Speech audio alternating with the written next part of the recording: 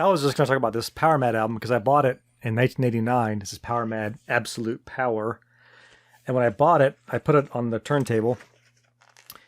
I think I had to go pee, so I pulled the needle up, went pee, came back, and our cat was just like going this. To the, just scratch. Not a fan. Scratch. So to this day, this album, which is, I got it for $4. It was the promotional, I don't know if you can see the promotional thing on the bottom. But it's forever been ruined since 1989. So that was 89, okay. Yeah, 89. So this year, I was in Charlottesville, went into a record store, and on the wall was this. Oh, nice. It's the exact same album with the same promotional thing on the bottom. Wow. And I was like, how much? $35, but which isn't too bad. No. I'm like, I kind of have to buy that. I mean, and they're like, it's in perfect shape, which it is. I'm like, I have to buy this. What's the most you paid for a vinyl? It probably was that Maiden album that I just bought. It was like 55 plus tax. Yeah, that was That's definite for me. But I gotta ask, was it at Plan 9? Is that where you went? No, it wasn't. Well, maybe it was Plan 9. It was very small. It's on that mall section where Citizen Burger is, like off to the side. And what city? I've only been there once. Where? In that location. Charlottesville. Yeah. Oh. It might have been Plan 9. It had to. It's a whole thing. Like, how many other record stores are going to be? Yeah, I think it must. I bet there's a lot. I wouldn't be surprised if there weren't that many. Really? Yeah. Like Frederick, Maryland's got like 4 within walking distance of each other. Huh. Yeah, but I mean, I guess luck of the draw. I don't know. Morgantown has none. So. Yeah, Winchester even has some. Yeah, it's just I don't know. But I think I can look. I can look on my receipt or something and see. Well, let's get back to the other question. Like, I think, easy for me. Most expensive I've ever paid is that Maiden album. Like, normally I try not to go anything more than, for me to invest like $30 on an album is extraordinarily rare. The Maiden was 50 something. Yeah. I think it was 55. Was it? It's just like had a lot of shit in it. 4 records, I think, isn't it? It's at least 3 records. It's 3 records. Mine is 3, yeah. It weighs like 100 pounds. Yeah. It's so heavy.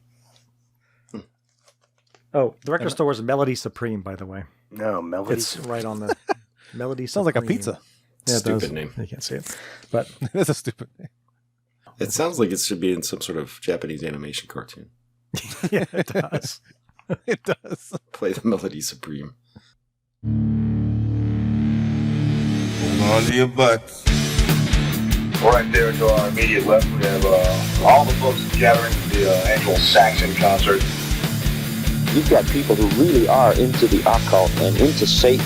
They're propagating Satan, and I think it's a devastating thing. Cow's meat. What's your favorite total metal video? Zuckerberg is Gates and Buffett. Amateurs can fucking suck it. Fuck their wives, drink their blood. Come on, Jeff, get up! Who'd win in a wrestling match, Lemmy or God? Lemmy. God. Wrong, dickhead. Trick question. Lemmy is God. Such a fine line between stupid and clever. And we're gonna be at the Wilson Theater tonight with Slayer. You're gonna be there too, right? Oh!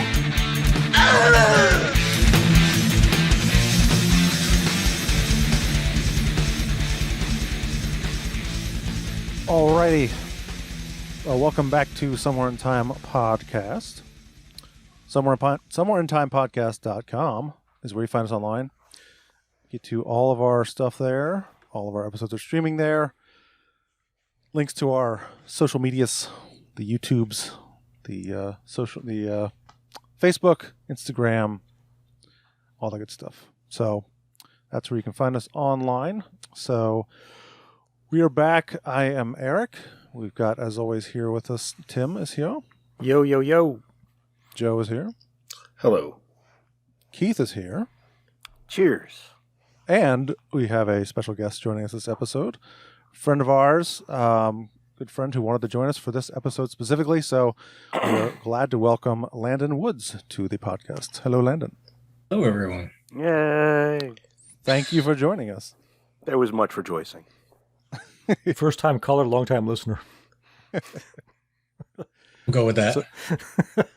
So this episode, we are talking about the album 10 by Pearl Jam.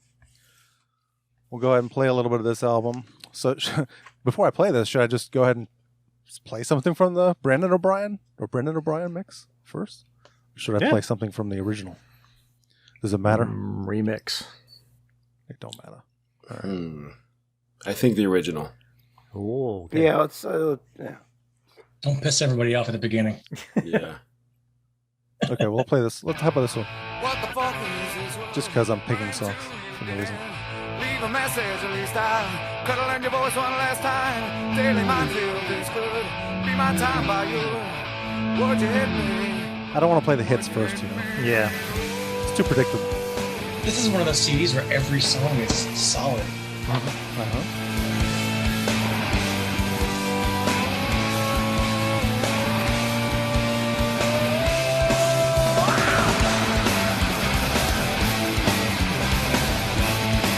Okay, I'm actually going to fade it out there because we got a lot to get into here. So yeah, Pearl Jam is Eddie Vedder on vocals, Mike McCready on lead guitar, Stone Gossard on guitar, lead guitar as well, I believe. It says rhythm guitar, but I thought he played some leads, maybe not.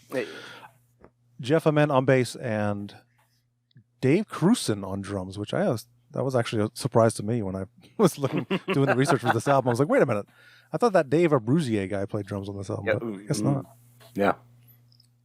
No, I remember this was the one and done for him. Yeah.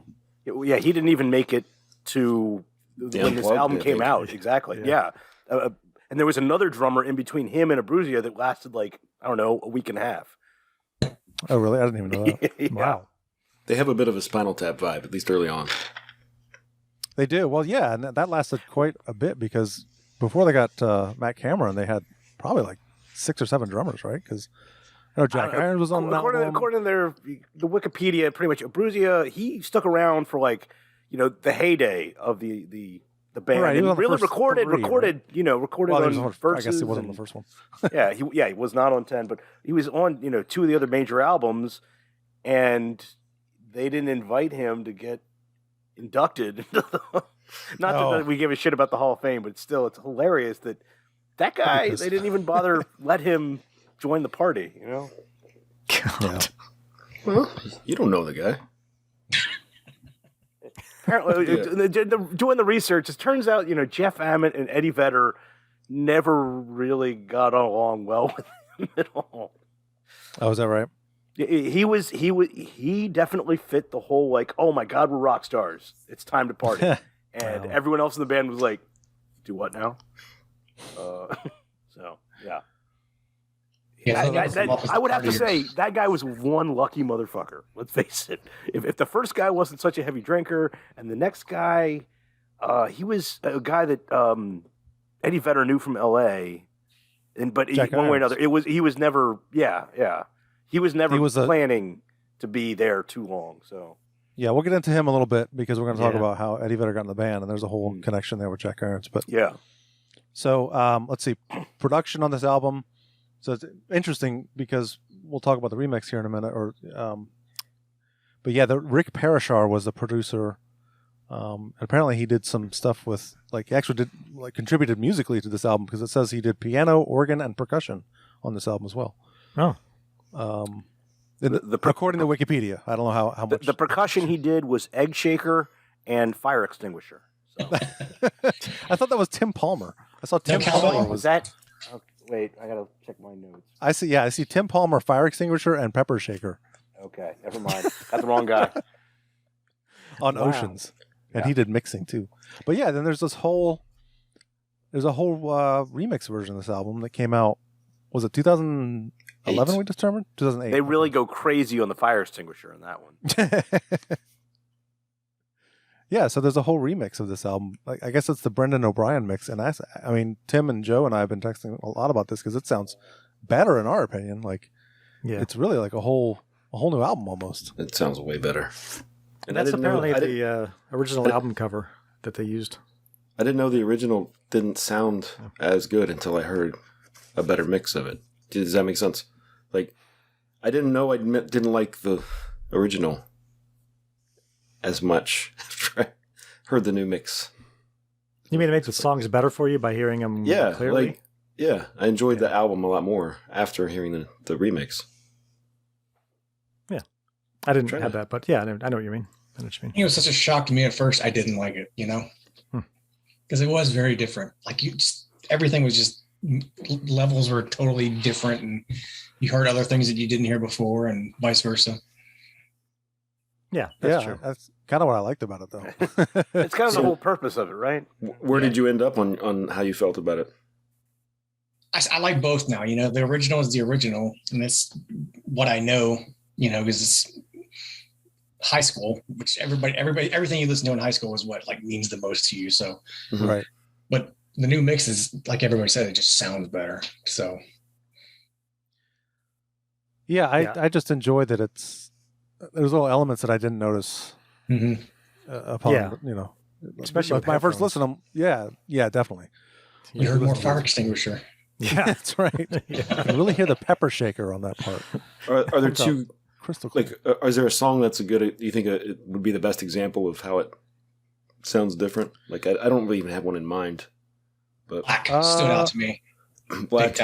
Why Go was a big one for me, I think, actually. Black really, because Black is more atmospheric than some of the other songs. Where I think on the remix, it became a little bit more, you hear more of the instruments, if that makes sense. Yeah, that makes sense. Can we compare? Yeah. Do you have that capability there, Eric? I do. I've got both albums in the same. Both records? Yes. Well, I noticed in Black that the end is a lot more vocal in the fade out. So, I mean, I could just go to the end. Yeah. Which is better, I think. So, I'm going to go fast forward to the end a little bit.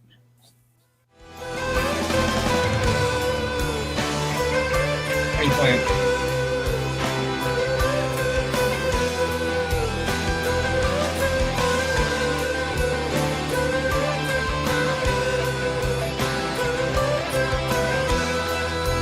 This is the original song. This is the original. It's going out. So I'll go around the same spot on the remix.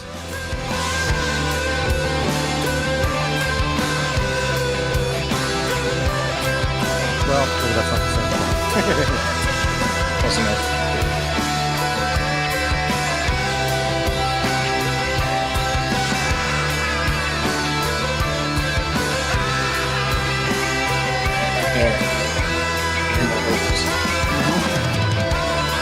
And the guitar. Yeah, the guitar too.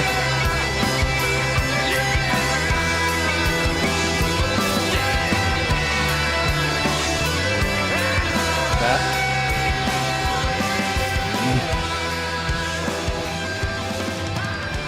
And it's just clearer.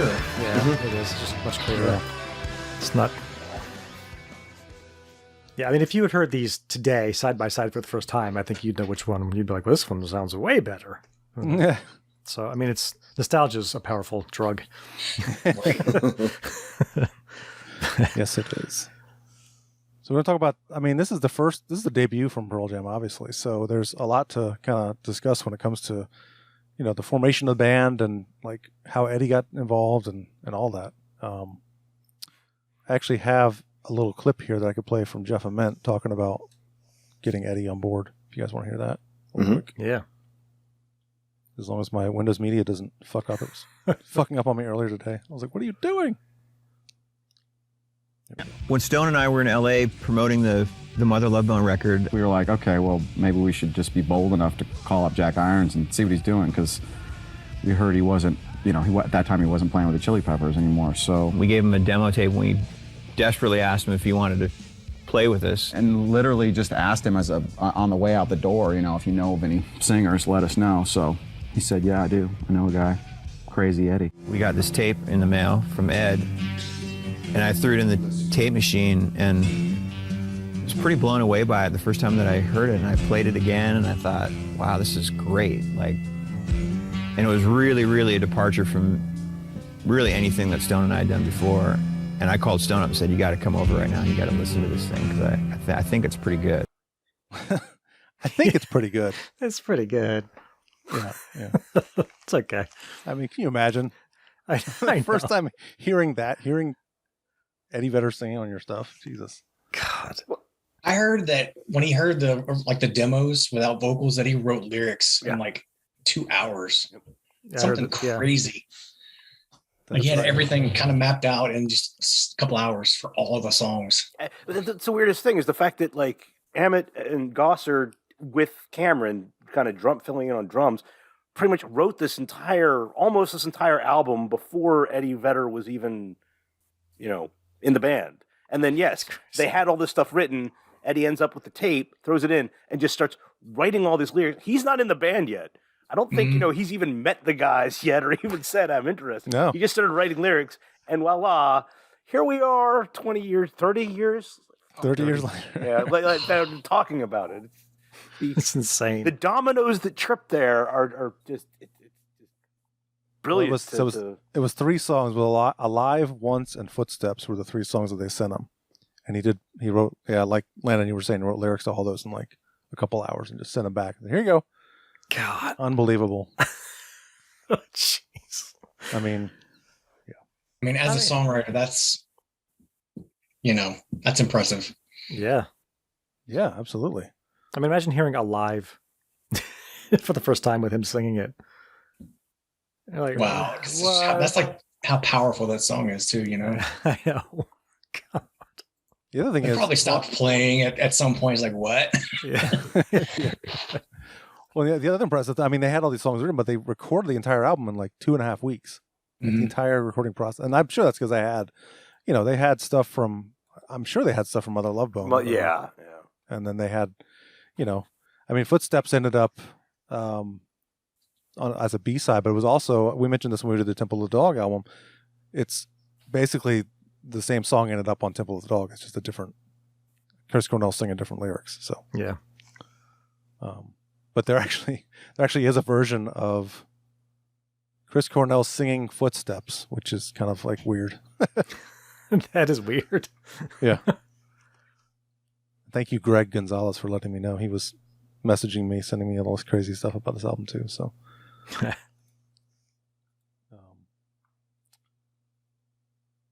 let's see. Oh, I had a question for you, Joe, that I noticed when I was listening to this album.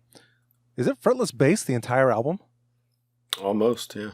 Because I knew he was doing fretless bass. I think Jeremy's the only time he's not using that. I didn't notice that as much until the remix. Yeah. Like, God, he loves. I mean, obviously even flow because he's got the weird where he just goes down the neck. But I was noticing other songs where I was like, that sounds like fretless bass too. Yeah, I think they all are except for those parts in. Well, maybe all of Jeremy. That might all be 12-string. That intro part. I think the verses are too. And I would maybe the whole thing. I don't know. I probably should have looked for a live version to see if he changes at some point. But it's just an interesting choice. I mean, I like it. It sounds great. I just don't see that very often from bands. I think it's what he uses it too when they do that unplugged. Like the whole unplugged is fretless bass. Yeah, pretty sure it is. Yeah, I think you're right. Yeah, in fact, I wasn't sure when listening back to it. I thought maybe it was like an electric stand-up, but I think it is just a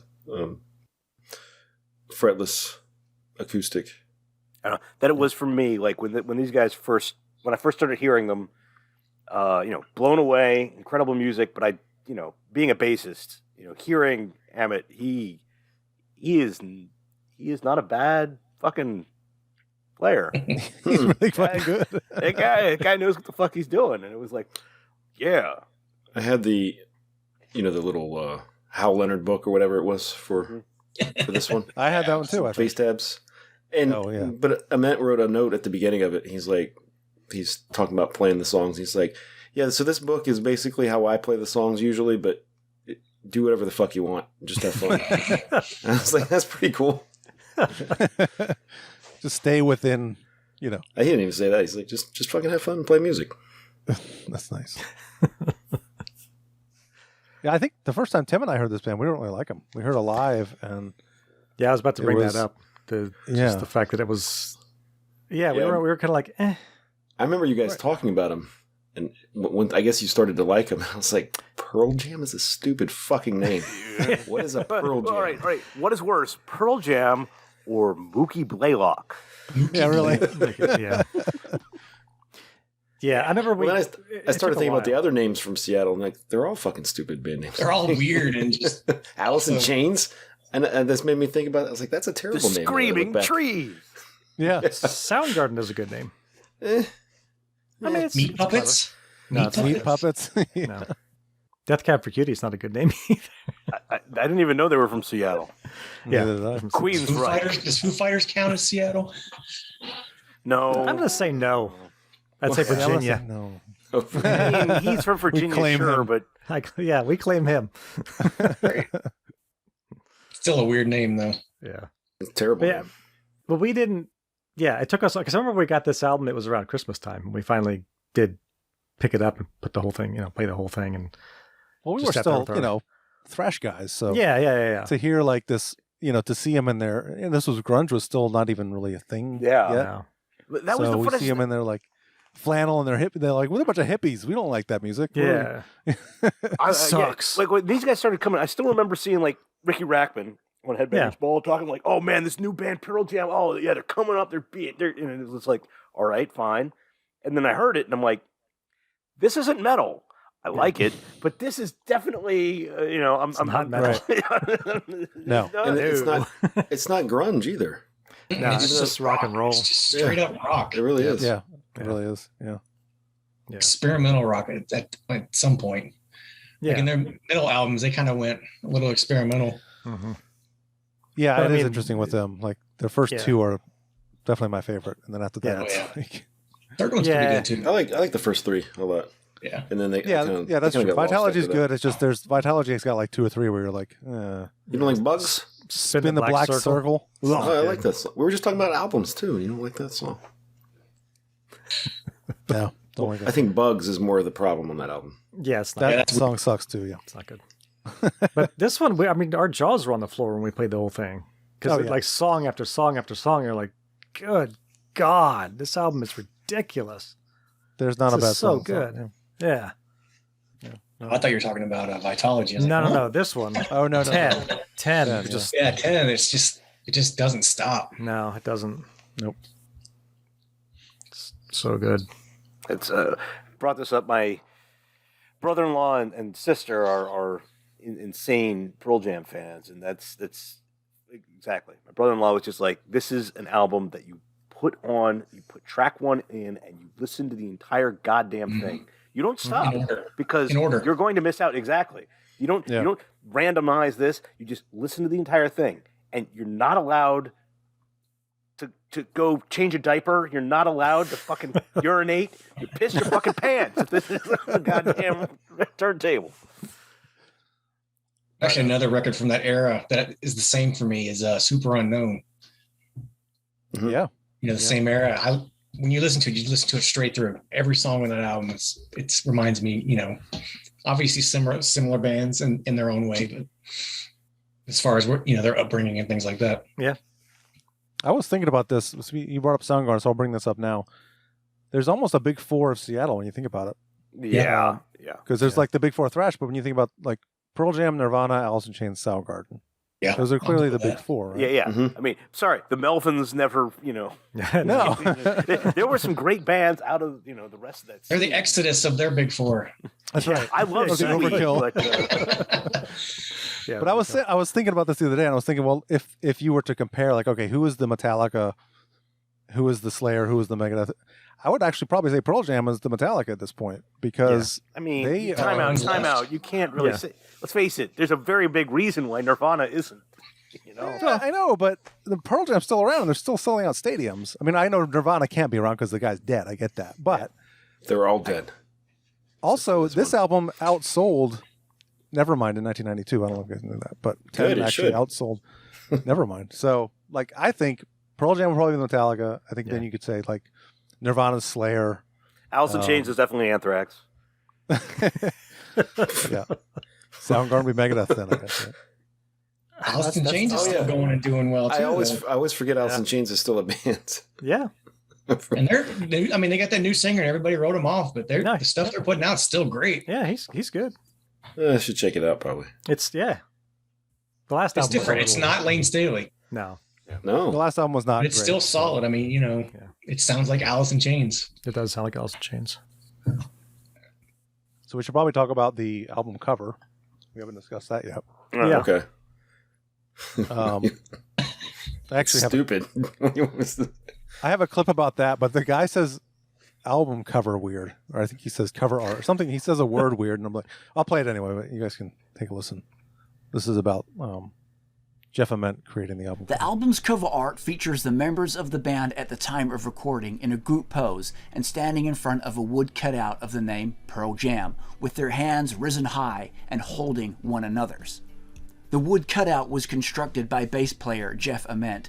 Ament said the original concept was about really being together as a group and entering into the world of music as a true band, a sort of all-for-one deal. Ament is credited for the album's artwork and direction. Yeah, that guy's got a weird voice. Yeah. Is he? It's like Australian meets Denmark. Cover art. Cover art. It's Anyway. a basketball thing. Oh, that makes sense. Mookie Blaylock's number is 10, so that's why it's called 10. Yeah, and then they're doing like the high. I don't know that they're trying to. Who the fuck is Mookie Blaylock? No, they are. I mean, I have in the He Supersonics. played for the Sonics back in the day. He was number 10. Okay. Or was it the Hawks? I don't know. I don't even know. I just figured it had to have been the Sonics. But then again, as it turns out, I found out that in the research for this, Eddie Vedder grew up in Chicago and then moved to LA. But he's a huge Chicago teams fan. So, Right. Yeah. I think Ament and Gossard have to be the huge basketball dorks. So. Yeah, because he's always the one wearing basketball jerseys on stage. Yeah, that's right. Oh yeah. Terrible. Yeah, I didn't know that was a huge cutout behind him though. I thought I that was didn't either. just so Looks like it's just photoshopped on there, actually. Yeah, exactly. I didn't know they were actually standing in front of something and that Jeff Ament actually created the damn thing. That's pretty awesome. Makes it a little cooler. Yeah, exactly. It makes it a little cooler, but it's not that Yeah, great of an there's a album. clip. There's a clip in Dropbox about this. If you want to play it, Eric. Which one? It says Pearl Jam on HBB Flashback 91. Oh, okay. And they talk about the album cover and a little bit about the basketball thing. About to take a look at the album cover for these guys. The album is called 10. Why is it called 10? Actually, that's back to Mookie Blaylock. That's his number. It's total dedication to Mookie. So you guys are just you're into Mookie. And we're into basketball. We live and breathe it. I mean, you can tell. I don't know if you can tell on TV, but I'm 6'2" and grew up So playing ball. it comes with the size that you become a basketball fan. Yeah, well, that was part of it. It just seemed like we were all naturals. Yeah. Now, we're about to play your video for Alive. What was it like for you to make? I mean, did you like making the video, or? Well, that was the thing. We didn't Ricky's make so a video. stupid. We Such a horrible said question. we just Do you like making music videos? And we wanted to do the sound live and everything, which is something that some people didn't necessarily want to do because that's not what they're selling. They're selling a recorded version, but there's no way with a song like that, which talks about living for the moment, that we're gonna lip sync something that we had recorded a few months ago. So what you see and hear is just all live one night in Seattle. It was crazy. It was over capacity and some really crazy stage divers. It's not overdubs or tapes. No, this is what Pearl Jam is live. I think we get the point. That's of the yeah. That's album enough. cover. Yeah. Yeah. He is Eddie Vedder's wearing a Bulls jersey there, by the way. Yeah, you guys can't see it, but yeah, He's not 6'2", by the way. He looked it up. Well, I was like, that doesn't seem right. Yeah, it doesn't seem right. He's 5'7". It does sound like he's kind of being a little facetious on that. Yeah, so. I couldn't tell though. I was like, wait, I've never seen him live. I don't know. Maybe. I've never seen him live either. Who was talking there? I thought that was Jeff. Oh, was it? That was Eddie Vedder. That was Eddie Vedder. All right. No, Jeff wears jerseys too on stage. But Jeff is definitely A lot. 6'2". Well, easily. He can. He might be 6'6" or something. Yeah. Yeah. All right. So, should we get into the songs? Well, the album cover, the original album cover was that's when I was. The remixed version has the original album cover with the original colors. It wasn't originally going to be red. It was going to be that brownish whatever you call that. Beige. Yeah, beige-ish. Yeah, that thing, yeah. Where you can see the whole, yeah. Yeah, it makes more sense at that one because that looks more like a cutout. The one behind the pink one is more, it does look more Photoshop. And maybe there was some more art, artwork done with that one. Yeah. I don't know. Fuck it. Let's talk about the music. Yeah. Yes. All right. So, opening song, Once. Great song. Oh, yeah. I'm going to look on Amazon for the remixed album. That's the one thing I would say, this album, the very beginning, it's a little intro thing, but I'd say that this might be like the most metal song of the album. As we just said, this isn't metal, but no, when possibly, I was like the hardest. Yes, this song. I would. Well, I don't know. Why Go? Why Go? Go. Why Go is not metal. It's more of a punk tune. I'd say. Yeah. It's just harder than, Well, let's play a little bit of Once. I'm going to play the Brendan O'Brien mix just because why not? $45. What? For the vinyl or for the CD? The vinyl. This I was think remastered one. I think got Rick that Parashar for $35. Just go to Charlottesville. I went down the road. I got it yesterday. Oh, okay. Barnes & Noble. I think Rick Parashar wrote that beginning part, by the way. That little, or helped write it. Yeah.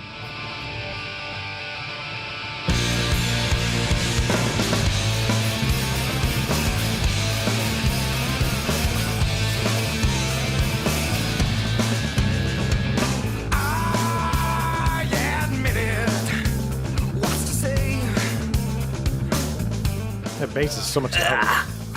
Yeah, that bass is... I appreciate Eddie Vedder's noises more with this mix too.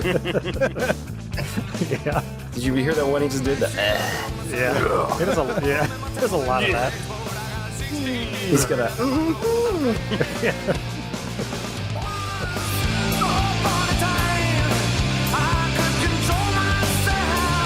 You can really hear the slides in the bass. Yeah, that's what I'm saying. Yeah, I never noticed that before, really. That's the whole point I of think the it's fretless. fretless. They can do that. Oh no, I know it is, but yeah. All right. There's another part of the song that I noticed it before, but I never really knew what he was saying. The breakdown at 2:37, where he says, "What does he say? You think I got my eyes closed, but I'm looking at you the whole fucking time." I never knew he said that there. Did he? Right here.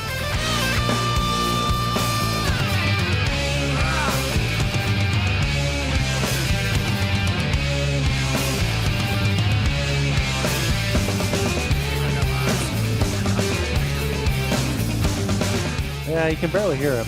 Yeah. But it is in there. Yeah. I never knew he said that. I knew that was there, but I didn't know what he was saying.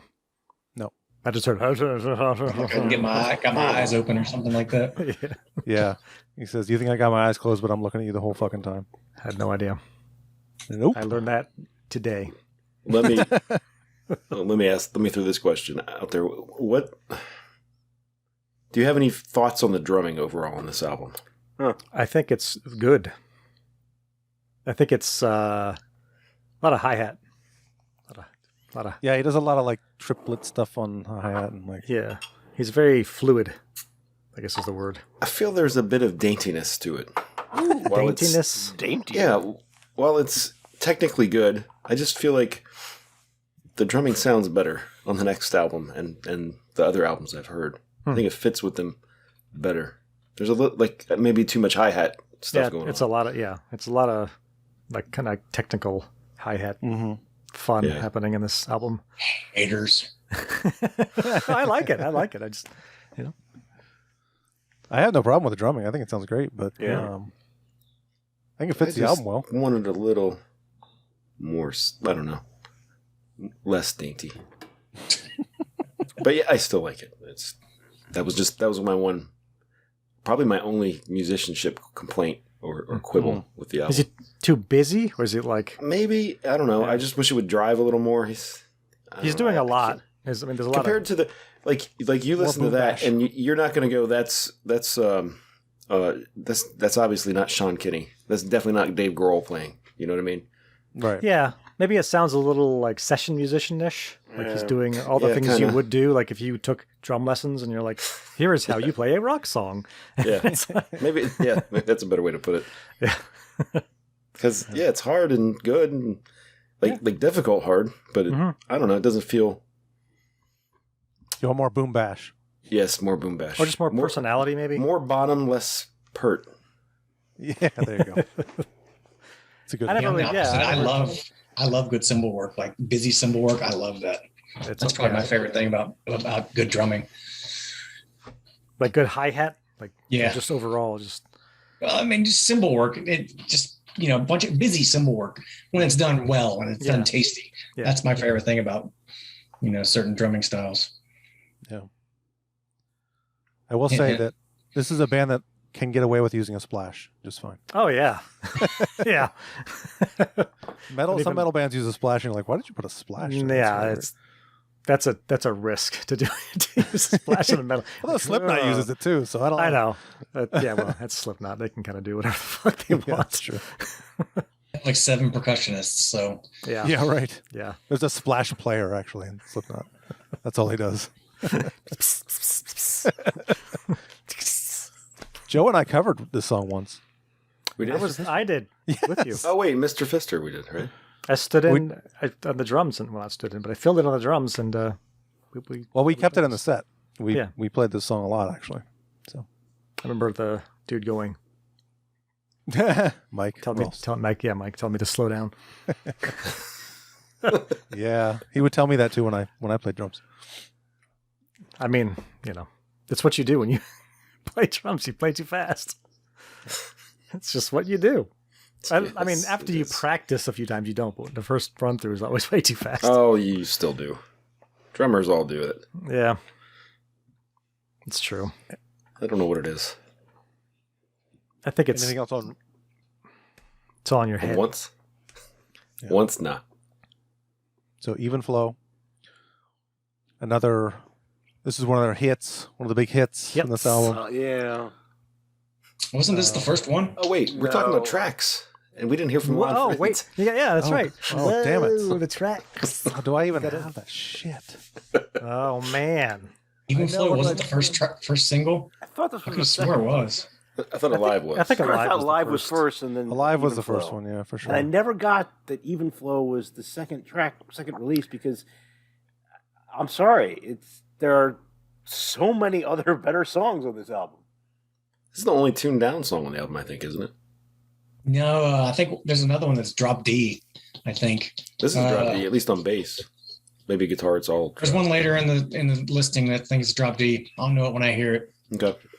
I think this is the one that got us to buy the album, actually, because this video came out. We're like, that's pretty good. Maybe we should buy that. I just, the whole Eddie Vedder. He doesn't stage dive. He just falls meekly into the crowd. that was the video. Like, oh God. Was that a Matt Mahurin video? I feel like it was. It was black and white. know. It was Matt Mahurin. They probably. I'm sure they filmed that one and Alive at the same time. Probably, yeah. Yeah, they looked. I remember them being the same. Yeah. Who did do that? I think I do have this. Hold on, let me see. Whoa, the tracks. There you go. Okay. Now we can move forward. Yes. Have to put that in post. Put that back. I know. I don't know how I forgot to pull that. I need to have that in my soundboard here. Well, it's a new. Would you say that Even Flow has crunching bass? Crushing bass. Crushing. Oh no, Why Go? That's the one. Or Jeremy. Yeah. Oh, is it crushing bass? That's right. Crushing bass. Maybe you should have that as a clip too. Just have it on hand for whenever any. Yeah. I need to. There should be a trigger on your keyboard here, Landon has no idea what we're talking about. No, I don't. Sorry. He doesn't actually listen to the show. He just shows up. It's all right. It's a Law and Friend reference when he was talking about the Black Album. That's how he described Sad But True. I know what you're talking about now, yes. And he crushing bass. And that's not crushing bass, it's crushing guitar, you fucking idiot. But whatever. Well, technically he does play a bass guitar on that track. Yeah. But Maybe I mean, that's the not bass your, drum. your takeaway from Sad But True is not crushing bass the first time you hear it. Sorry. Generally speaking, I don't know. Maybe other people do, but it wasn't my. No, that's not a bass. That's not a bass song. No. Maybe he means it's. Anyway. Oh, sorry. I was going to say Josh Taft was the director of those 2 videos. Okay. Oh, no, that was Alive. That wasn't the same place. No? It wasn't. No. Interesting. Huh. I didn't know this song was about homelessness. I didn't either until I read the lyrics finally. Yeah, I read the lyrics and I was like, oh. 30 years later. Yeah. Oh. Well, that makes sense. I mean, yeah. I mean, I guess I had a sense that it did. Rest his head on a pillow made of concrete. Yeah, that line I understood. Again. A lot of the lyrics you're just like, Again. yeah. Well, this is, didn't Adam Sandler basically made Exactly. He made a career out of it. Get a whole skit about. Yeah. I mean, yeah, like, I don't know what he said. The Jarl. Should I play a little bit of this one, though? Yeah. Yes, please. Get to the... Play it through the chorus here. Yeah, it's crushing bass.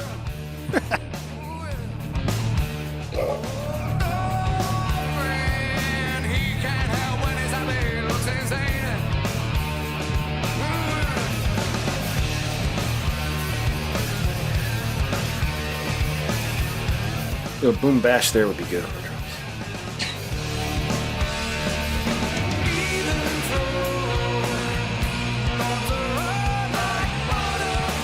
It's a great chorus. Yes. Super catchy, very melodic. Got some vocal It's harmonies actually really going on. cool because it's kind of swinging and just back.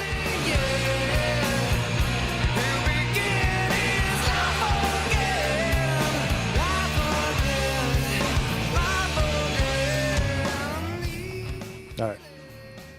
Fade that out. Hey, this album came out on my birthday that year. Cool. I didn't know. What was the date? No, it came out on my. Oh, no, never mind. We're 10 days different. The next song is Alive, which was their first single on this album. First song I ever heard by this band. Probably Yeah. a lot of us. That's about to say, it probably applies to most of us. Probably all Yeah. 5, Yes. I'd imagine. And many, many more people. On Headbangers Ball. What when we talk about Nirvana, it's probably going to be "Smells Like Teen Spirit." Yes. Weird. Yeah, strange. How On about- Headbangers Ball. No, At but 3 Bleach a.m. was such an incredible album. I'll play a little bit.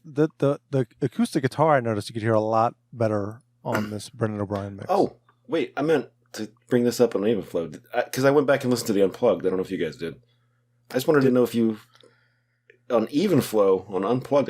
I'm pretty sure they're out of tune the whole time, and it ruined it for me. I didn't listen to the acoustic stuff or the unplugged thing, so I don't. I did not either. But I Let's don't see if I can generally find it real notice things out of tune anyway, unless it's really bad. It was enough. I don't know. Maybe. I just wanted a second opinion, but we can move on if you. It does sound out of tune.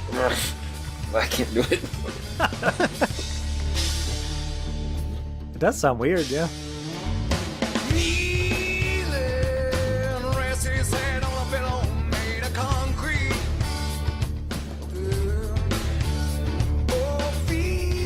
It sounds okay now. No?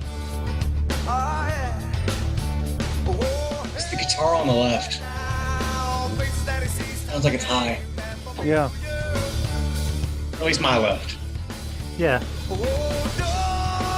Sounds like it's a little sharp. Somebody better tell Brendan O'Brien. Yeah, that's interesting, huh? I'm surprised. Kind of surprised they let that out into the world. It's probably just the left channel, so you could do a remix where you take the left channel out. Now I'm never going to unhear it. Sounds like a fun. Well, I'm glad I could ruin that for everybody. You will suffer with me. I don't play that album very much. Well, I don't either. Ever, really. It's really good. Yeah. You might want to reconsider. It's really fucking good. No, I know. It is really good.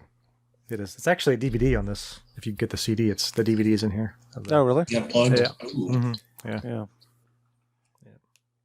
That is a really That show's like way underrated compared to the Nirvana Unplugged. You know, like Nirvana Unplugged is the one that just everybody knows about. I know. Plays, and the Pearl Jam one is fantastic. Mm-hmm. Yeah, absolutely. Yeah. And Alice in It Chains is. did one too. Sorry. They did. Alice in Chains, yeah. Oh, theirs is Really phenomenal. good. Yeah. Mm-hmm. Yeah, there's we could go into a lot with that one. Yeah. Yeah. That's for another episode. So, Alive. Go ahead. Sorry. I was going to say, I think because Nirvana played songs people had never heard before. Yeah. You know, They did it well. Yeah. That's true. Yeah, that's very true. Yeah. Well, we'll get into that on the next episode. Yeah, well, yeah. Maybe. Okay, Alive. I'm going to play a little bit of this. Oop, hold on. Wrong No, mix. that's the right song. Oh. I know. Wrong mix, though. No. It sounds so much different now. Yeah.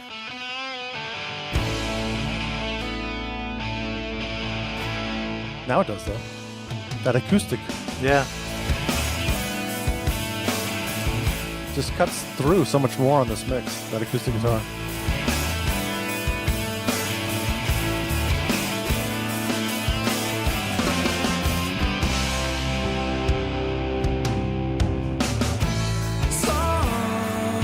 She said, have I got a little story for you?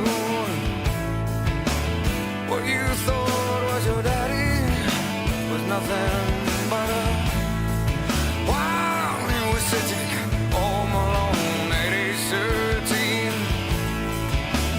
Your real daddy was dying. Sorry you didn't see him, but I'm glad we talked. I guess I'll play through the chorus.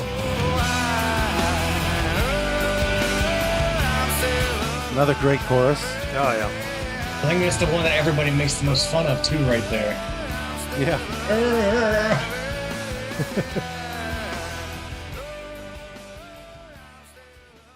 Have you guys heard the demo of this, by the way? It's a little bit different. Let me see. I think I have it. Pull it up real quick. Yeah, here we go. I'll play just the chorus because the chorus, it's a little bit different. The melody's just a tiny bit different to that. Your real daddy was dying. Sorry you didn't see him, but I'm glad we talked. Oh, I'm still alive. It's just saying I. Yeah. He uses different vowels.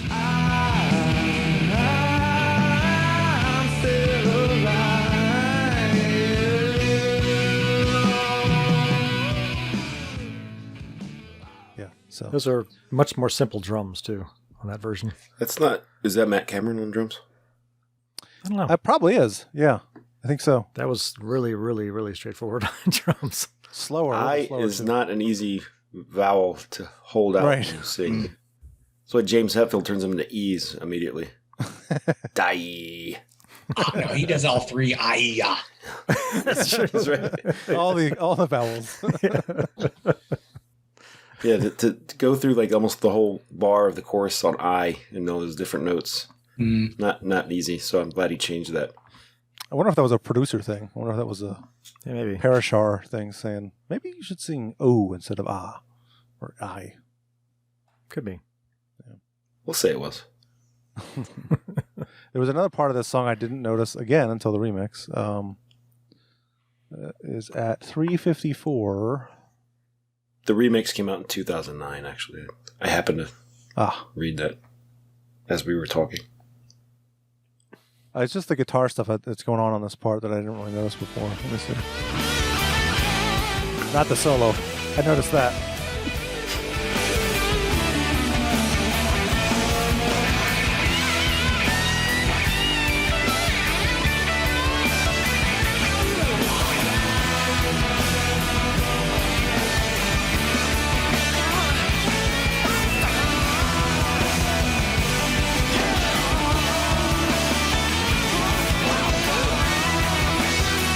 That part. Oh, yeah. Just a little bit. Those little tiny things, those little elements that weren't in the original that just you're like, oh, I never heard that before. Yeah. This is really cool, you know? Yeah. So I think that was either taken out of the mix completely, or just really lowered down? Because I don't had to be remember lower. hearing Yeah. Yeah. And there's just every time I play these songs, the bass is so much louder. Like I'm actually hearing the bass and like hearing notes and like, that's cool. I never really listened to that. Mm-hmm. I never paid attention to it really, and it's so obvious. It's right there. Like, oh wow, that's awesome. Maybe that's why it affected me more, because I like to listen to the bass. Probably, and it's probably more than you guys do. Yeah, you can't miss it on this mix. Can't imagine right why. there. That's so weird. Anything else on Alive before we move on? One thing my sister mentioned is how much, coming out of the 80s of the girls, having meaningful lyrics is what really kind of differentiated, I'd say, the entire, kind of subgenre of grunge or whatever genre of grunge, but also it really kind of, the topics such as this, this one being, semi-autobiographical, really kind of set the tone and let people really kind of, I don't know, my sister says, I come from a goddamn, the Beaver Cleavers, we had never had any kind of issues, but she felt that it's really imperative to state that, a lot of people were able to kind of deal with family issues because of how bands like this and this song specific brought it up into kind of public consciousness. So.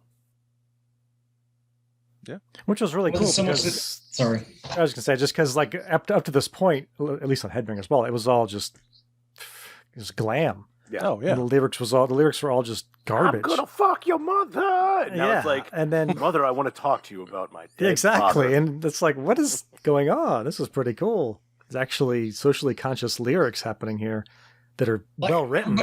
Everybody, that's what the big things where they said that they were all whiny and emotional and they all have problems, and it's like, no, they're just actually just talking about it now and singing about it. Everybody has these problems. Yeah. Here it is 30 years later, and we're still struggling to talk about a lot of this stuff, openly, but yeah, I mean the lyrics are pretty emotional on this album, and so are the vocals, really. I just mean grunge in general. They said that they were all disturbed and whiny, and it's just because they started opening up about these types of issues and things like that. They weren't singing about fast cars and chicks, women, dude. Chicks. Made you think. Yeah, right. There was one part in Alive at 2:48 that I thought sounded like Led Zeppelin. Oh, okay. It was a very Zeppelin-esque. Let's see what that is. Deal going on. Right there. Oh yeah. That little guitar thing.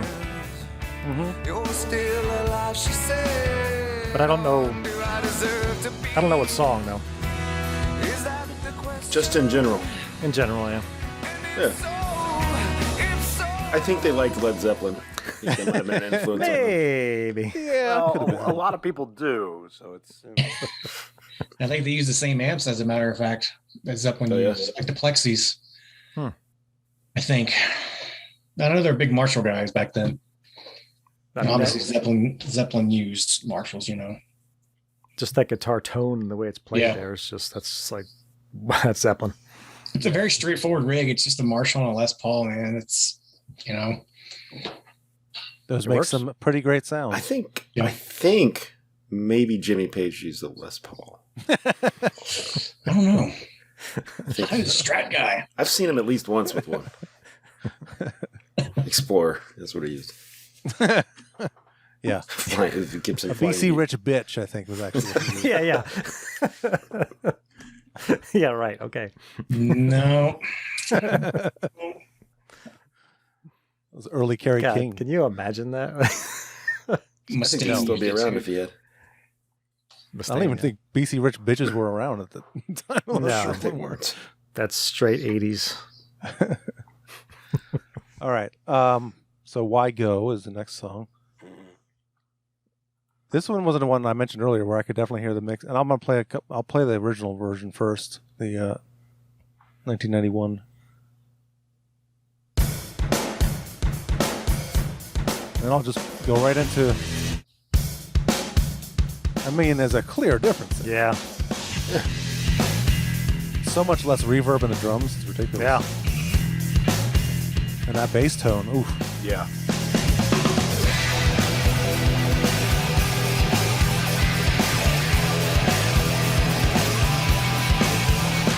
So no, I don't believe that's a fretless bass. Flange, electric bass. Sounds like he's using a pick there too. Yeah, he is.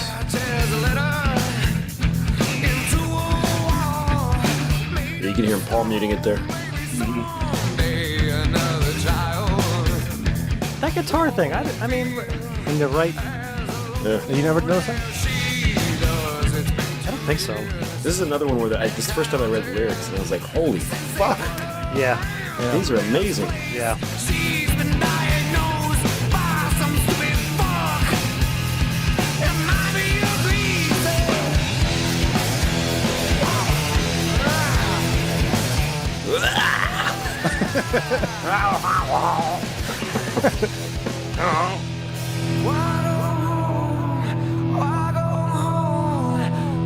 And just the reverb in his vocals there, it's a little different.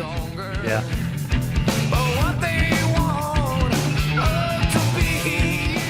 There's a little right there. part here. Yeah. That guitar. Guys are such great guitarists, man. They're so underrated. Yep. They really are, yeah. People don't talk about them a lot. This is very not straightforward. It's just not straightforward, just, rock chords. It's so many little, Hendrix and blues things in there. Those little licks. But total Hendrix. This is a great point. I mean, let's face it. On the grunge side of things, there wasn't, there is no looky what I can do, mommy. I mean, as much as as technical as they can be, and especially I know this from listening to the Hammett stuff. I mean, the guy is fucking doing, he's back and forth on that fucking fretboard like it's goddamn basketball court. But these guys, as technical as they're playing, and as I mean, as we stated, they're not really doing anything necessarily brand new as much as grunge was exploded. This is, as we've all kind of agreed, kind of a classic rock album, more or less. Yeah. But still, I mean, the talent of what they've kind of created, what they were playing. You can't just it's not in your face, but it's fucking there. And if you pay enough attention, it's fucking badass. It's like kind of open your eyes to see another great level of this album, I'd say. Yeah.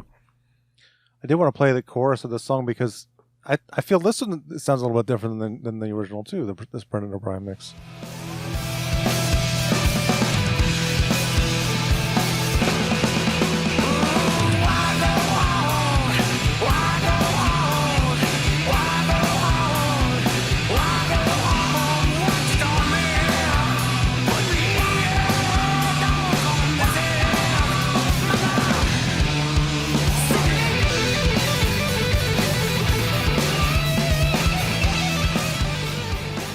I don't know. I think it's just the mix. There's so much more you can hear in this mix. I think that's what it is. Mm-hmm.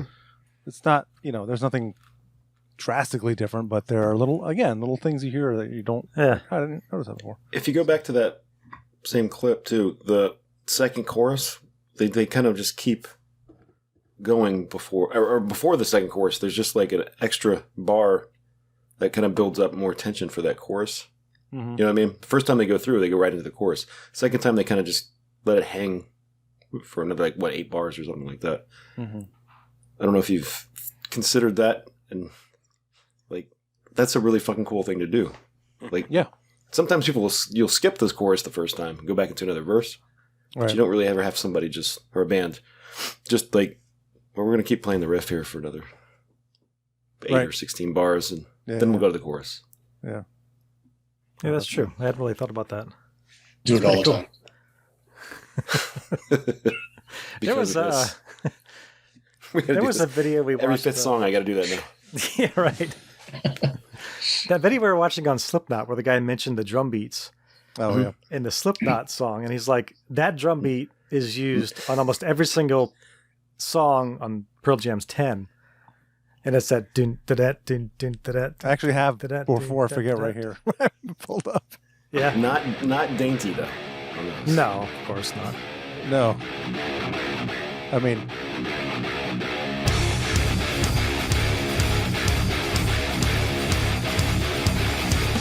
is not Pearl Jam. No. But that drum beat. Mm-hmm. Yep. Yeah. Yes. That's funny. It's like is it funk or swing or something like that? You know, it's like a funky, yeah. It's like he had mentioned it was it's disco, a beat that Hendrix used in his band.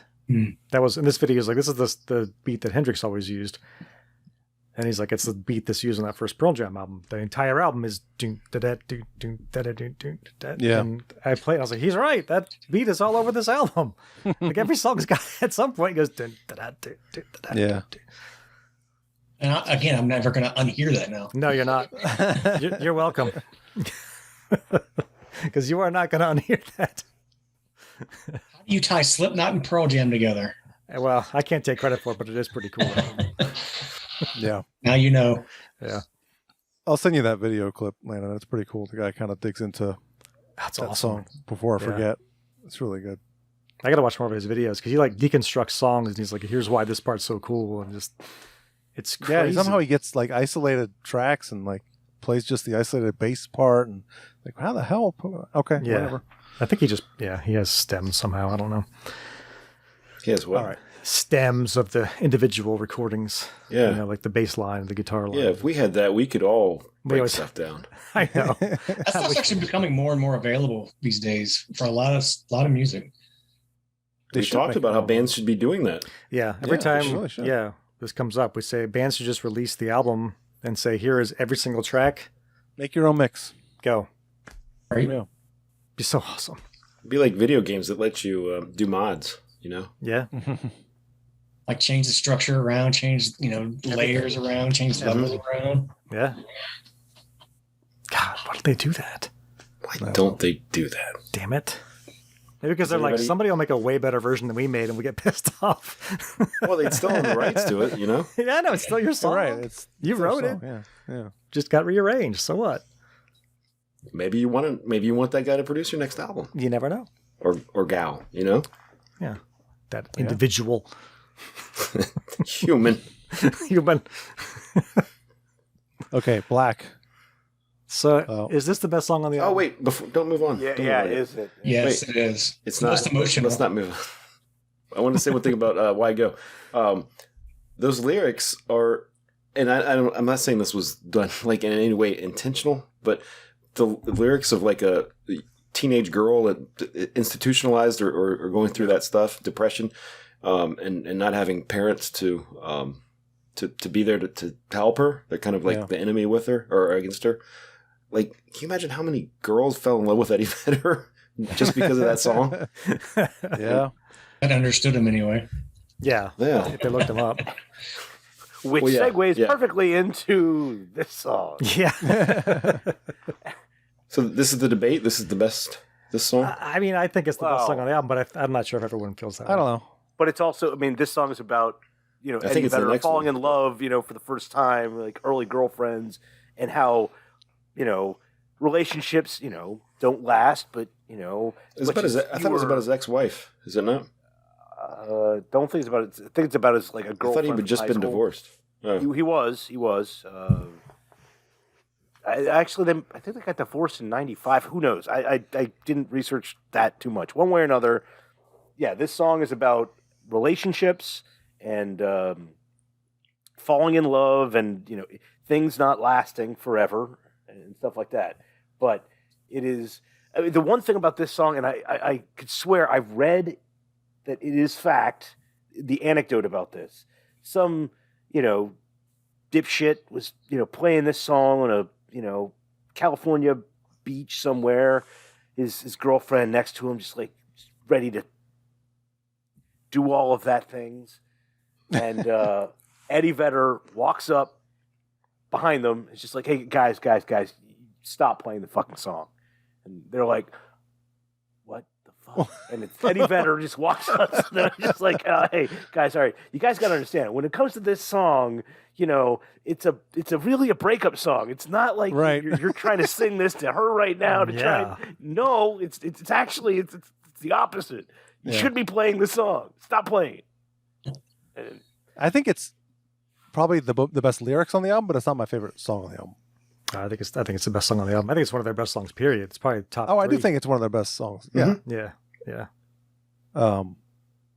But yeah, I actually was dating this girl at the time, and like we were going through that phase where you didn't know if it was working or not or whatever. And I just remember this song comes on the radio, and I'm like I had just left her house, and the song comes on the radio, and I'm still like trying to figure out what the hell's going on, and it just comes on the radio, and it's so emotional, and I just get all teary eyed, and I just lose it.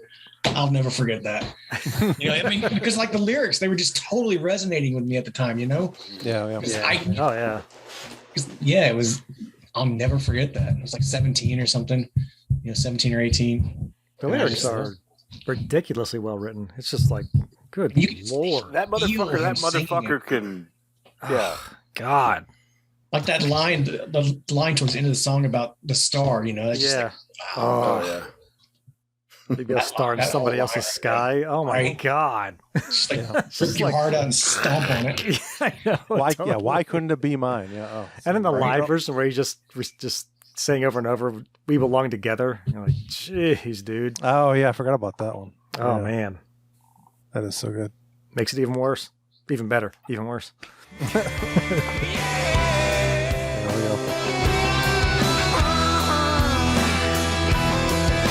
I'll play that part since we were just talking about it.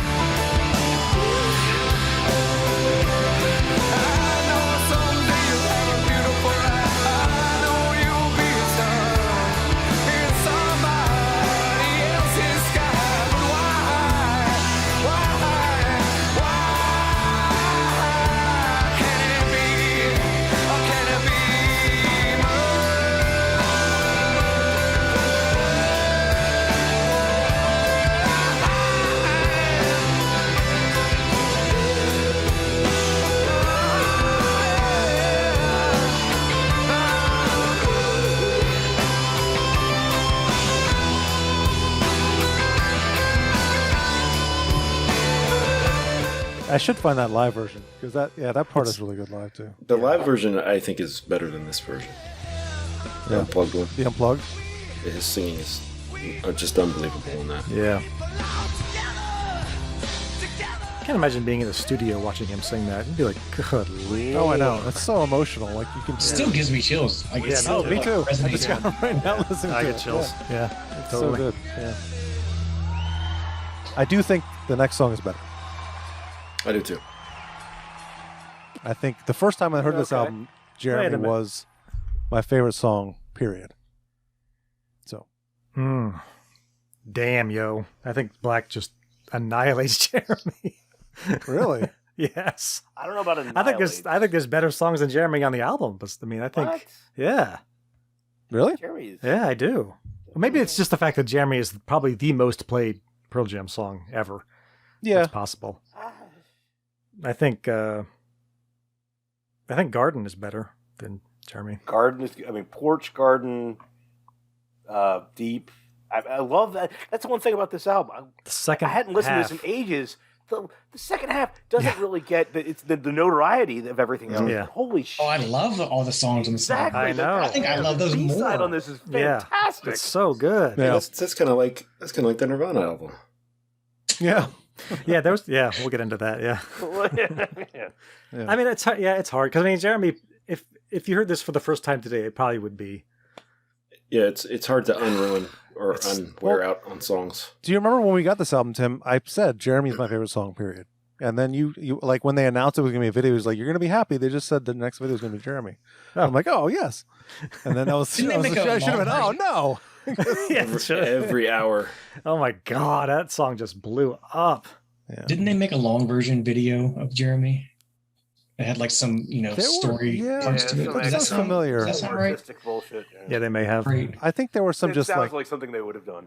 yeah. I think that was a Matt Mahurin thing, wasn't it? It might Just have like Unforgiven, how they made the long version Unforgiven video. Yes. And then he do that. He did Unforgiven too, didn't he? Yeah, remember? Yeah. Yeah, he definitely did. Yeah. Yeah. Yeah. They were ahead of their time on this. Sadly, ahead of their time on this song lyrically, and it's Oh, yeah. This song was like, oh God damn it! Let's not. this song was dark. super dark. Yeah. Hey. If only it was where all those fucktards would shoot themselves in the head instead of killing anyone else. Yeah. Yeah. Well, let's play a little bit of this. You got to get that cool bass in the beginning, right? Yes. It's awesome.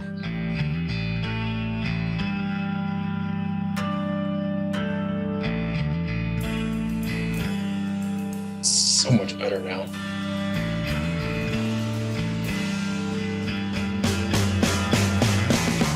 At home, drawing pictures of mountain tops with him on top.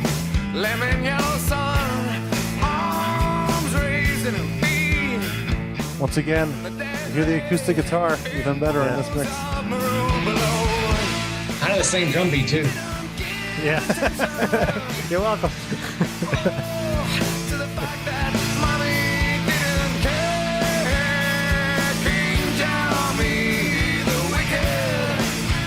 Vocal harmonies right there. Yep. You hear them better.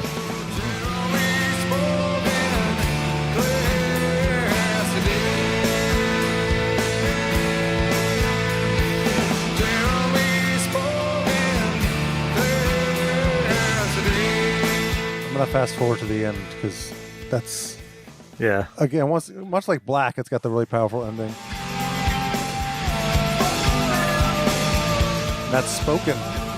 So much Yeah. louder. Yeah. Oh, Spokane, Washington is, good. Spokane. How are you gonna hear that? Ruined it for me. No, I've always heard that too. It's like, I guess maybe it's probably not that far Traveled from around Seattle. Tacoma.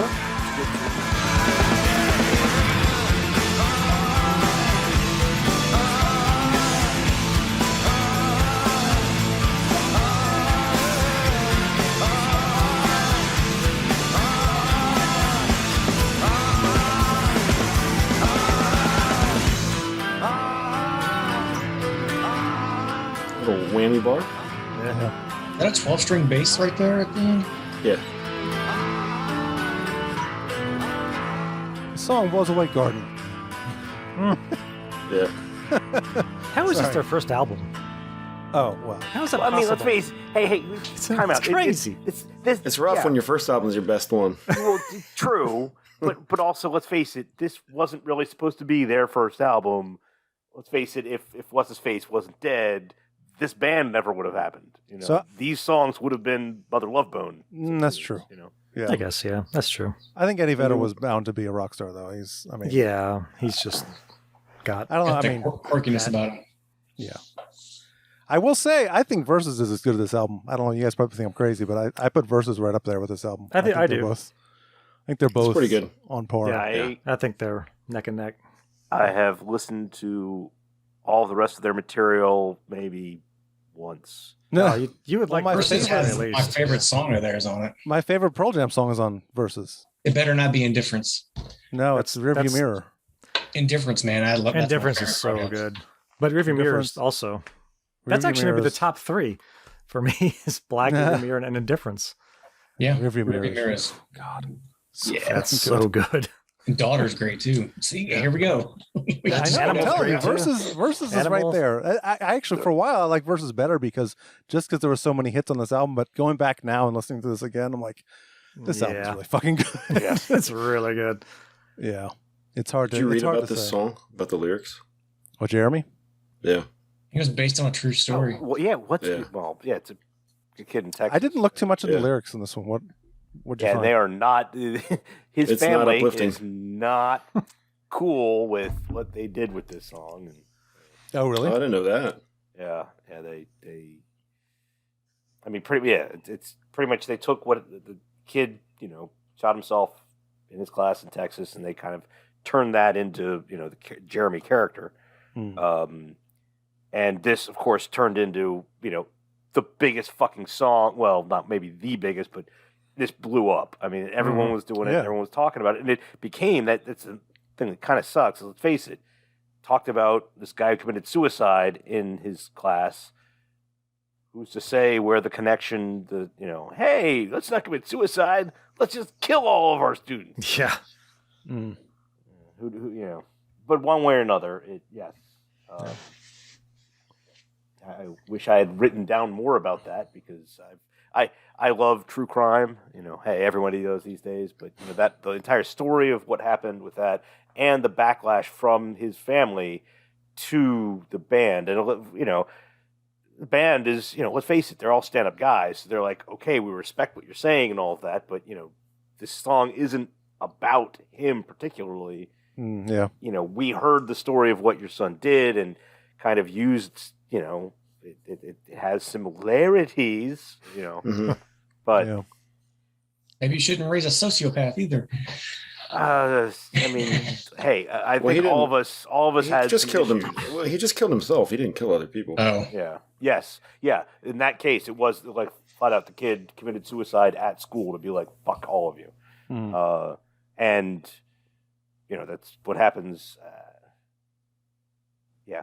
I mean, it's but it happens to Jeremy, but and that's one thing. His real name's not Jeremy either. No.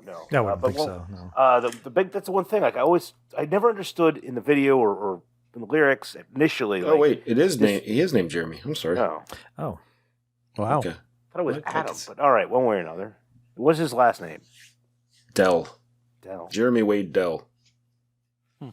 But I could never understand in the video, like, all right, so he pulls the gun out. Does he take anyone else out in the video? Because there seems to be a lot more blood splatter. No, I don't think so. Not right close, but exactly. See, that's what I took from the video too, that he shot other people.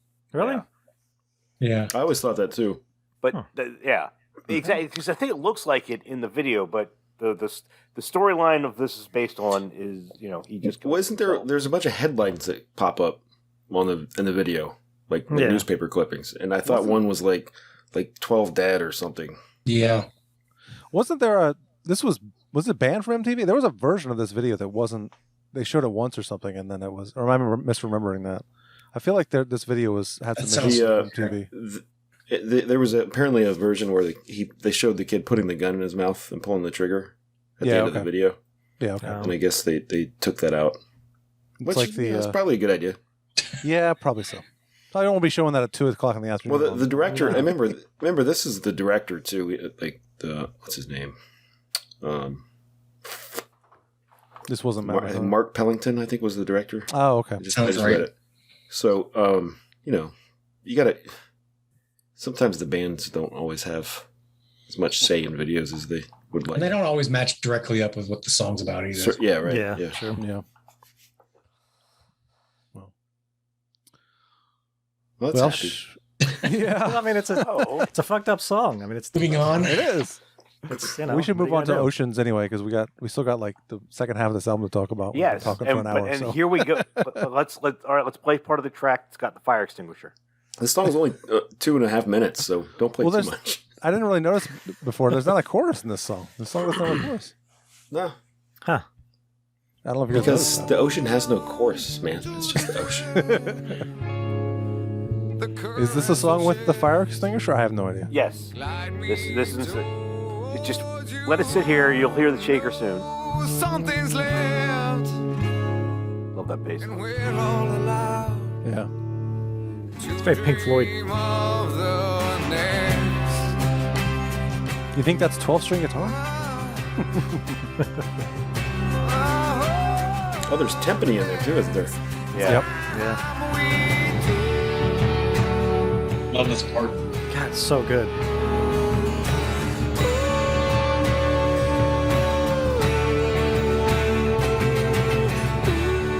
That's Zeppelin right there.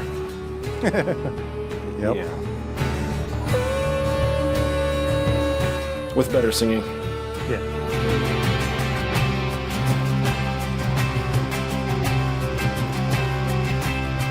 Oh my god, that's Zeppelin. Yeah, it is. What song is that? Wait, I'm still waiting for the fire extinguisher. Did I miss it? I know, me too. The fire extinguisher is just like a ding, ding, ding.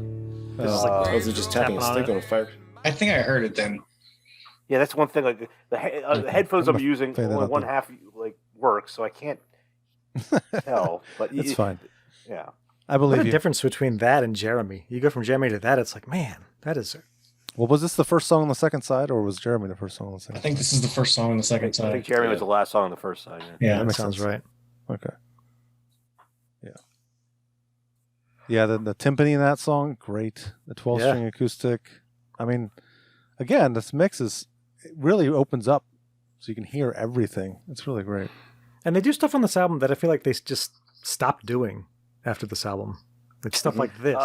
They never started doing it beforehand. Well, I'm talking about... No, it's like One and done. eventually- Yeah, like Versus doesn't have this. Vitalogy doesn't have anything like this. This sort they of just went- they atmospheric went and... full rock band. Like Yeah. after this. Yeah, and now they're just straight up just a rock band. They don't really experiment like this anymore. Yeah. I remember, what was his name? Jeff. The guy we worked with the Pizza Hut, Joe. Jeff, what was his last name? Jeff. Anyway. Oh, yeah, I know what you mean. The dude. He had a theory that they just wrote this album to get big, and then they could do whatever they wanted. Oh, which was kind of silly. Who does that?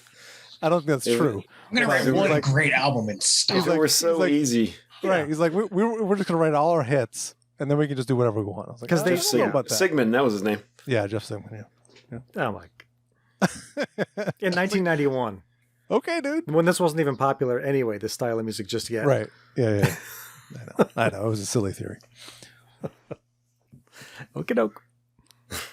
There's not much more to talk about with Oceans. It might be. I don't want to say there's a bad song on this album, but it might be the least best on the album. But it's only, I would agree. It's more of an interlude than It kind of is, track. Yeah. And then they pick it up again on the next one. On Porch, yeah. Yeah. Which Tim, do you remember why we didn't like this song for a little while? Because they had the F word in it. No. Jesus. At least I don't. Maybe I'm misremembering this too. But I remember when we saw this on Unplugged. This was back when we were like, our politics were all over the place. Oh, was this a drug thing or something? No, he wrote pro-choice on his arm, and we were like, "That's stupid." Oh, that's right. Oh. Yeah, that's right. Yeah, I was that way in high school too. And You were? I grew up. You don't remember how conservative I was? No. We got brainwashed. Jeez. I went to college. College like a hardline, staunch Republican. We had the Rush Limbaugh. That was gone. That was over by the end of the first year. And let's face it, halfway through my sophomore year, I'm a socialist. So. Well, Everything happened to me when I joined the military. It happens to most people who join the military, I think. I mean, I grew up in Mississippi, so yeah, it is what it is. And then by the first year or two, just like you said, brainwashed. Things weren't nearly as political. Everything was not all, everything's all the time. Like now, it's a good point. Well, now I love this song, Porch. It's now great. you can't even order pineapple on your pizza now. Without people yelling at you. Well, that's disgusting. Stupid. Fuck you. Pineapple is awesome on pizza. You don't like pineapple on your pizza? Don't fucking eat it. I don't like pineapple, period. So that's why I don't You're like a fucking pineapple. idiot. Well, then you have a reason to not like it. You're like the person who actually can't get the vaccine because they actually will get sick. Right. You're like, well, I didn't mean you, but Yeah. you don't like pineapple. It's okay. You shouldn't. Right. I don't like anchovies.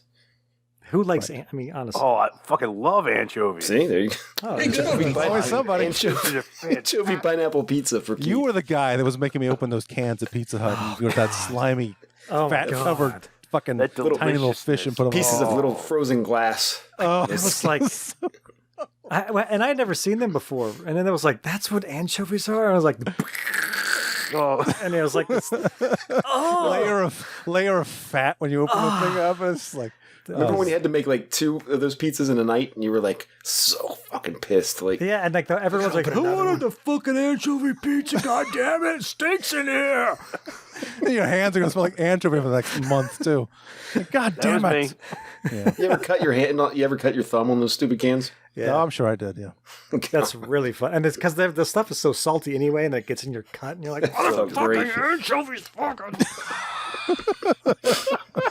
Everything about this sucks.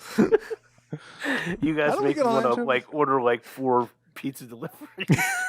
Just so you know, that's what's happening in the back room when they're making the pizza. Some guys back there swearing your name. He gets the ticket. Keith Nebel, motherfucker! You're the guy. He's the guy. Okay, let's get back on course here. Oh, porch. Yeah. So porch. who didn't work at Pizza Hut at some point? Landon. He might have. Sorry, you can't be on this podcast. You have to work at Pizza Hut at some point. I worked at Burger King and Subway. I mean, it's. I think that counts. Yeah. That's good enough. You Service just not industry. putting anchovies on burgers, unfortunately. He was a sandwich artist. We were just pizza makers. It's true. All right, let's play a little bit BK of Lounge. Yeah. What the fuck is this world? Run into you didn't leave a message, at least I could have learned your voice one last time. Daily the groove in this song. Oh, sorry. That bass. Sorry. It might have a certain drum beat.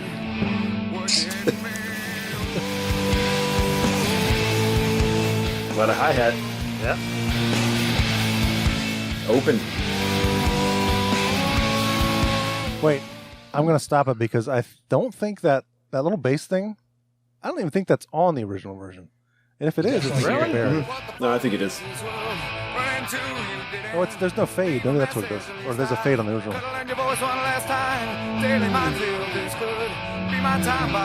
It does fade in on the original. Little swell. But listen to it on this version. It's like boom, like it's almost like a plucking. Leave a message, at least I could have learned your voice one last time. Daily minefield. Oh, yeah. Be my time by you. So that was maybe the fade was post. Yeah. Yeah. They both sound good though, you know. In the album. Yep. But trying to learn that as a new bass player, that fade in and fade down, I hated that. Yeah. Hated that.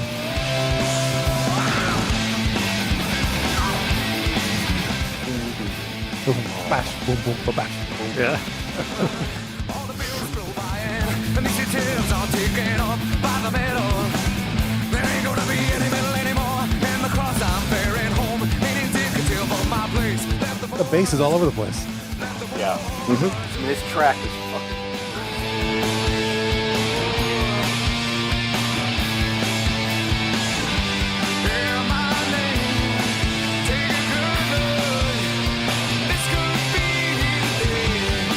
Likes his ride cymbal in the choruses. Yeah. Which is another, like, here's how to play a rock song.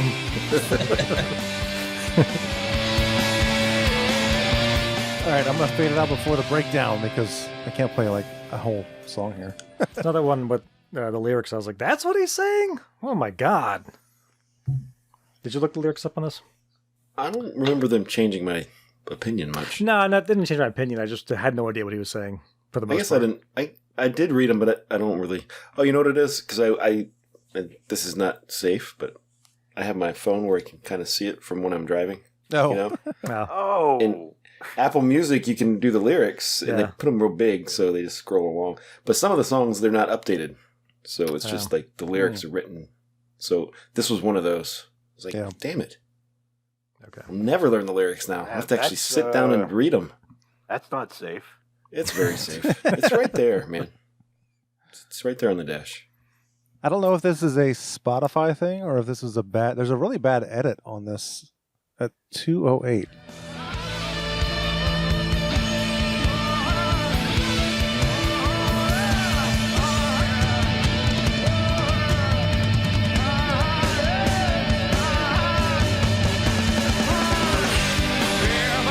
I won't keep playing it here though because there's a really cool guitar thing that is super fun to play. I remember covering this song in Mr. Fister.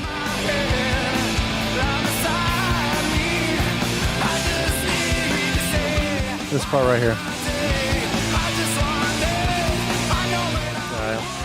Yeah. I love this vocal part. Yeah.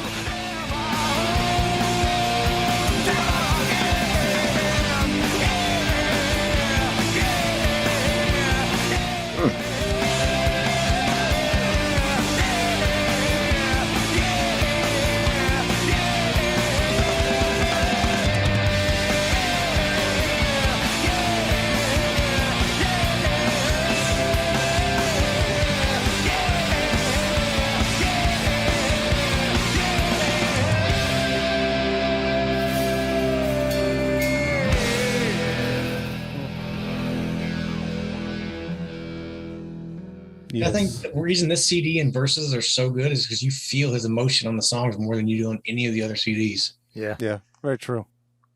But there's always like one song where he does that. Seems like on the other CDs, he's like, oh, he did it on this one. The other songs like, okay, it's good, but it's not grabbing me. Yeah. But there's always like one song you're like, that was good. I like No Code a lot. I think No Code's an underrated album. But that was good, yeah. It's solid, but it just doesn't have the same, you know. It's definitely not as like good the as music it is there. It's music is great. It's just a nice rocking CD, but it just doesn't have the same pizzazz that the other ones do. Yeah. And that's where they kind of lost me. Yeah. That's why you tuned out. Mm-hmm. Yeah, he tuned out. Tuned out. All right, so Garden. Another great song. Well, Tim, you were saying the song's better than Jeremy. It's my second favorite song on the album. My second favorite song. This one's kind of the more drugged out, trippy one. Yeah, but the chorus. Yeah, it's a really great chorus. God. Yeah. Oh, yeah, it is. Let's play a little bit of that, actually. In the second chorus, he sings differently than the other choruses, doesn't he? Get the numbers right?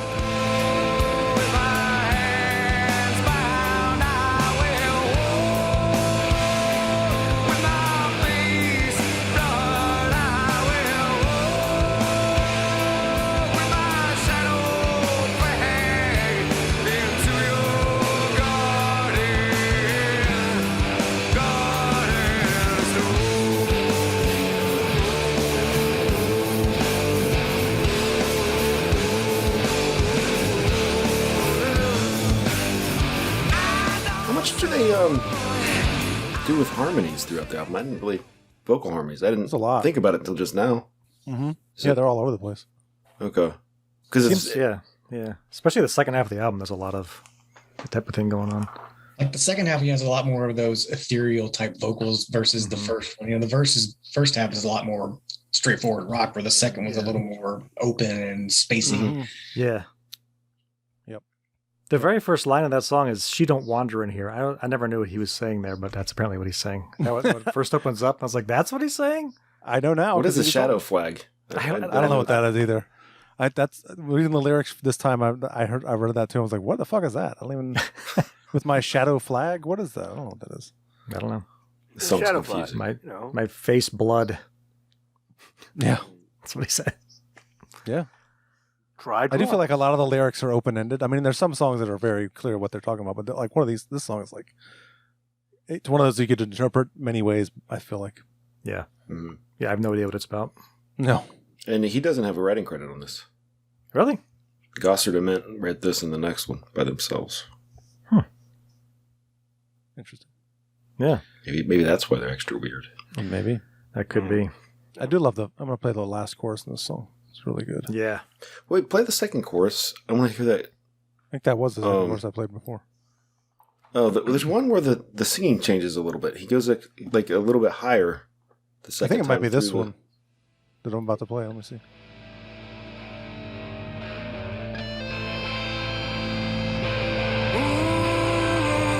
can hear that more prominent that guitar.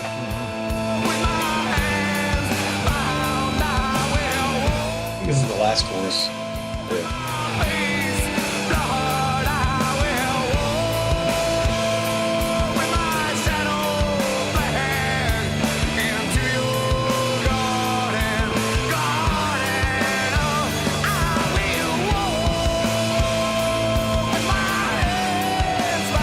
Is that what you're talking about? No, the one you played before, that was the one I was saying. It was different from first and that one. Okay. He sings all three of them different. Okay.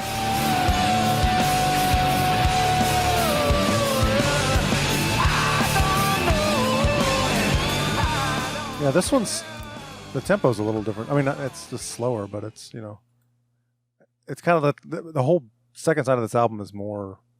I don't know. Not as. It's not rocking. Yeah, laid back, more laid back. Yeah, it's more more laid back, more experimental, like you were saying before, Landon. Yeah, yeah. But it's great. I remember trying to learn that intro part on guitar, and it's just like the way that the notes is like, what the hell are they doing here? But it just sounds so. Great. Yeah, and it's a weird. It's like around a D chord or something. It's just so funky the way that it's like a D minor or something, right? And it's two guitars too, which is also they could be playing. And they did that so well. They like interchanged with each other so well. They were never playing the same thing. Mm-hmm. I love bands that do that well. I do want to see them live before they me retire. too. I feel like I have to. Like they're one of those bands, like them and Foo Fighters. I both have never seen either one of those bands live, and I feel like I really would love to. I feel like it's weird that we haven't. Yeah, I know. You didn't see the Foo Fighters? Nope. Maybe you were living in Utah. Utah? At Utah when hold on a second. Who did I go with? We saw them in D.C. No, I never That fake Stone Temple Pilots band opened for them. When they had the other singer with... Yeah, talk show. Yeah. It was a good show. Yeah, I never saw them. Talk show played Firestarter by The Prodigy. Really? That's pretty awesome. All right, Deep. Another great groove in this song. Yeah. Yeah. And you might want to cue up the Red Hot Chili Peppers. Oh, okay. These. You know which one? Oh, that's right. You were telling me about that, I think. Yeah. Oh, that's right. It's the one that's in drop D, too. Okay. You know how dark those chords sound?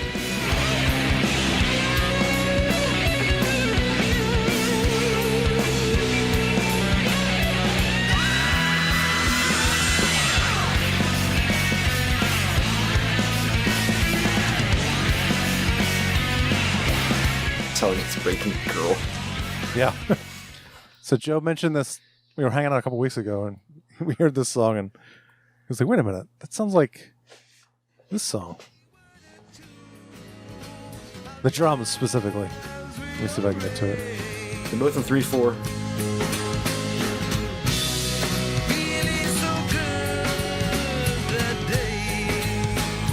Even the fills. Yeah.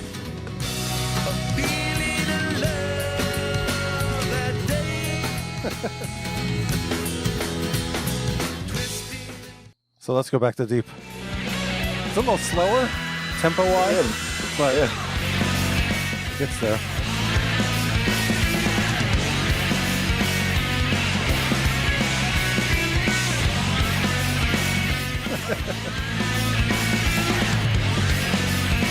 Same year too. Yeah. By the way, has to be so it's not like someone ripped someone off. This is the same exact year. So yeah. So the studio drummer rented out the same fills. Is that what you're saying? That's right. Well, that's what you do here. It's that time. It's in this time, so. I mean, Jack Irons was the original drummer of the Chili Peppers. I don't know if that has anything to do with anything. They were around since like early 80s or mid 80s. So, but it is kind of an interesting coincidence. Yeah. Anything else on Deep? I know we're kind of flying through these last ones, but nah, that was it. Yeah. Release is one of the best closing tracks on any album, really. On this album, for sure. Thank you. This Another might one be his with- best vocal performance too. I mean, maybe. Yeah, and this is another one where I just finally read the lyrics. And I was Yeah. like, holy fuck. Yeah, the lyrics are just whoa. I cannot. I get all teary now if I hear the song. Oh, I why don't you won't play hear. it? Just gonna go away while I play this one. Play it louder. I'm gonna take a shit, man. Let's play a little bit. It's got that long intro. Yeah. Yeah. Very The End by the Doors.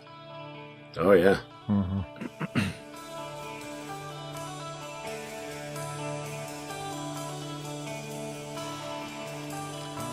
Which, by the way, when the Doors did they did a thing like 20 years ago where they had different singers come up and play with them. All the Eddie Vedder stuff was amazing. Just side note. I bet. Yeah. Here, I'll fast forward because there is a long intro. I'm going to get to the.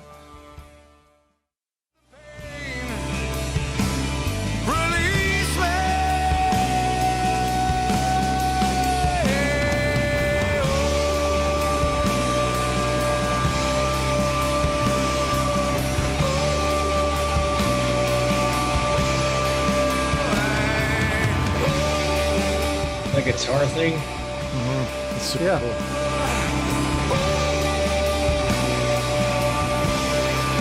Like a wah pedal, he's fluttering.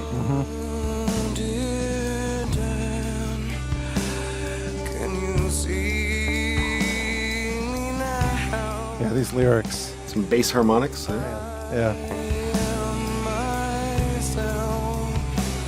Like you somehow. I'll wait up in the dark for you to speak to me. That's so good. Open up, release me, release me, release me,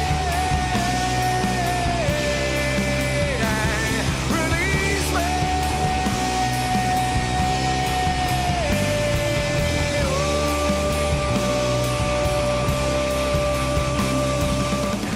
Okay.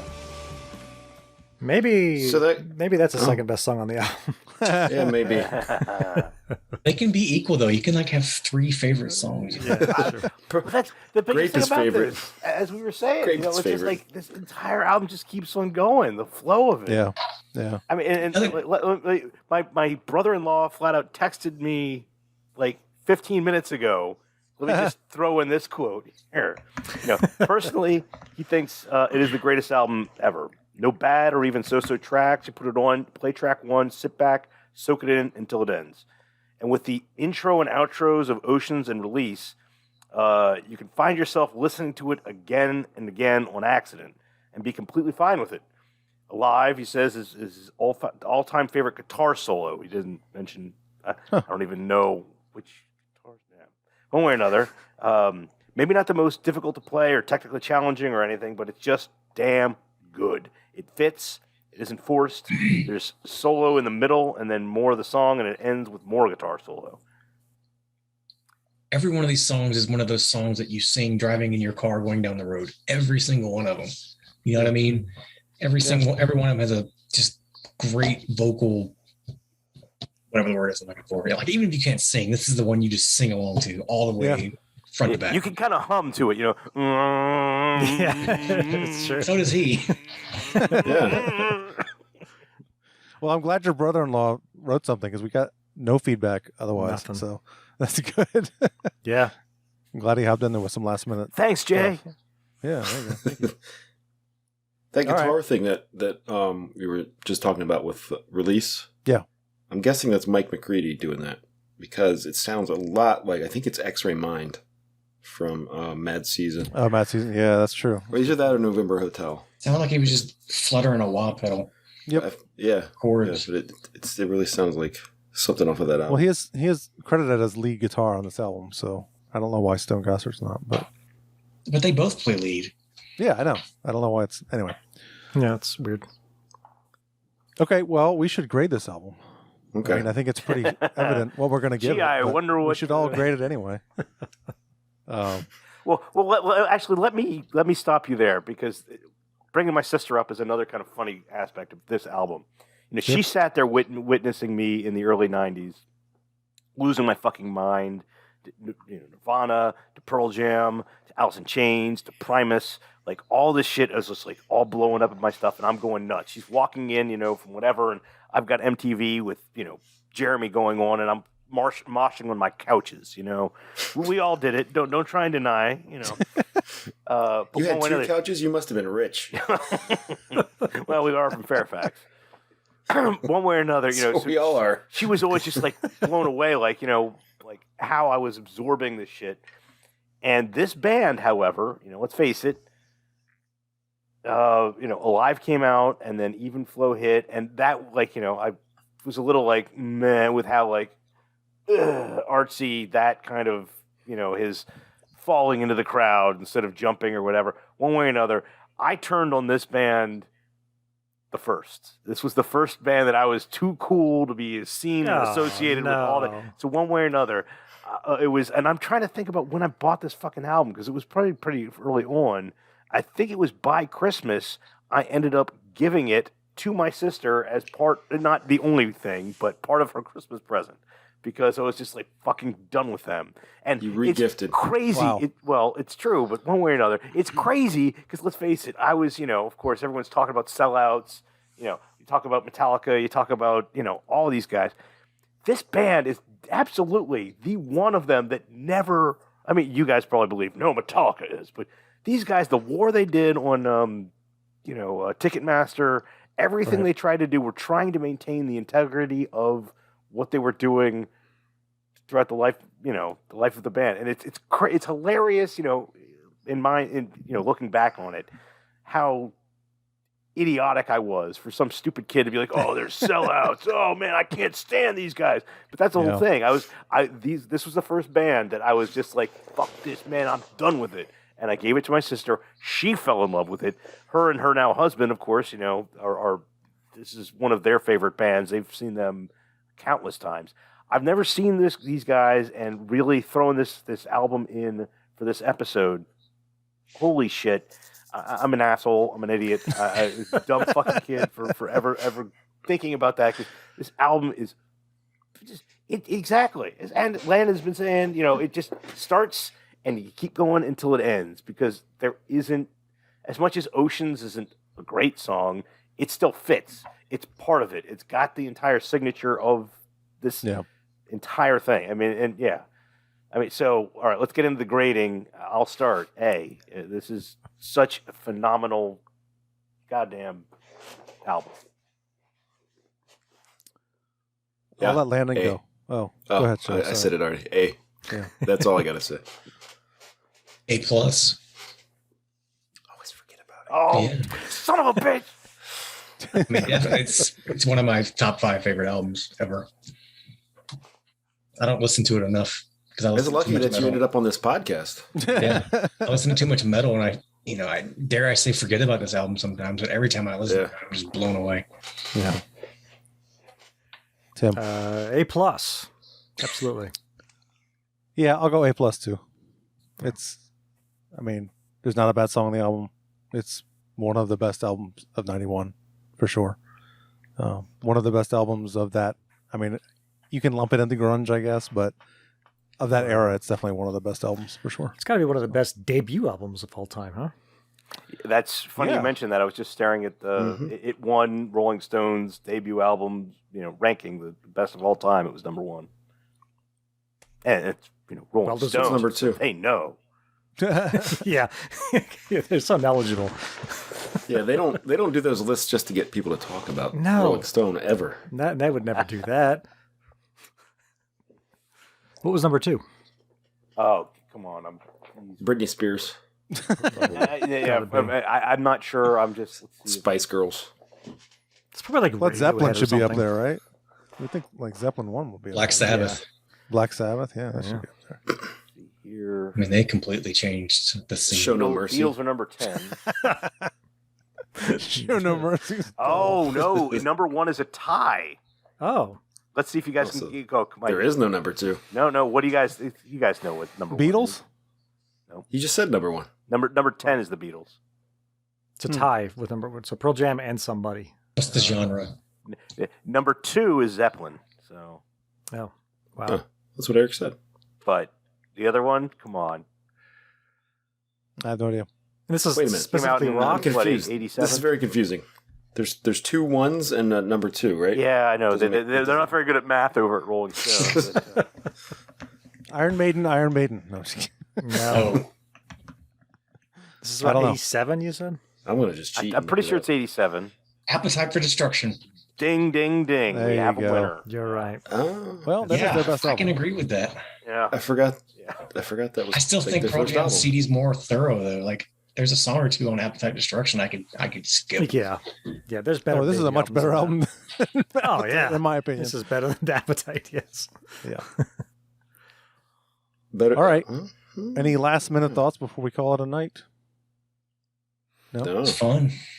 Thank you for do joining this us. more often. It's always fun. Yeah, man. All right. Well, thank you again, Landon. It was great having thank you. you. Here. Yeah. You're welcome back anytime. So let us know. We'll be in touch. I have to know something about talk the to you about album for verses. Yeah.